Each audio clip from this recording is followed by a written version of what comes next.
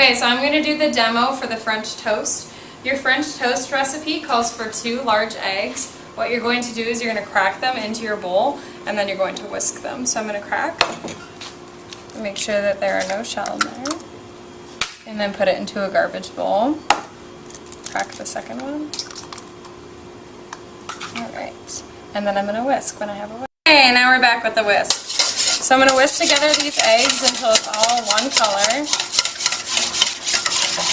Okay, you can see that you don't see any large chunks of egg yolk anymore.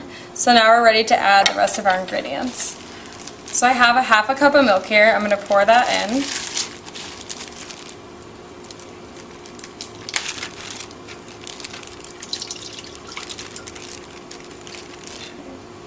I also need to do a dash. Oh, it's already in here. Never mind.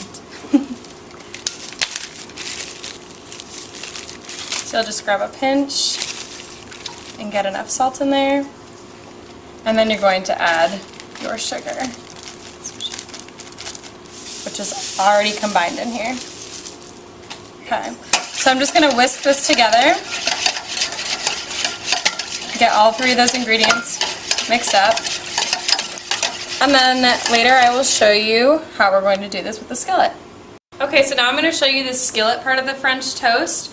I had my heat on high to get the pan really nice and warm for the butter, but now I'm going to turn it on low to medium to make sure that I don't burn my French toast. The first thing you're going to do is you're going to add your butter and spread it around just a little bit. And I'm going to let that melt while I start dipping my toast. So you can do 2 pieces at a time, whatever you can fit into your skillet, but don't put too much. You're going to dip your toast into the egg mixture. And remember, there's milk, sugar, and salt in here as well.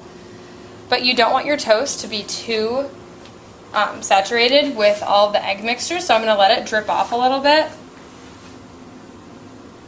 And then I'm going to add that to my skillet.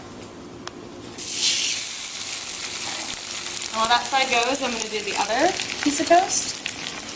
Okay, I'm just going to let that egg mixture drip off. And I'm going to add that to the skillet. So I'm going to take my spatula and I'm going to make sure that they're a good distance apart. Make sure it doesn't stick to the pan.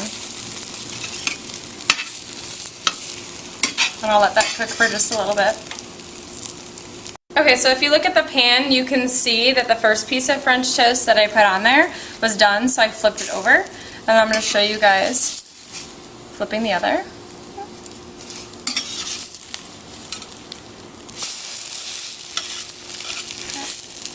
So I'm going to let the other side cook, and again I'm going to make sure that it's not sticking to the bottom of the pan because that butter does kind of go away.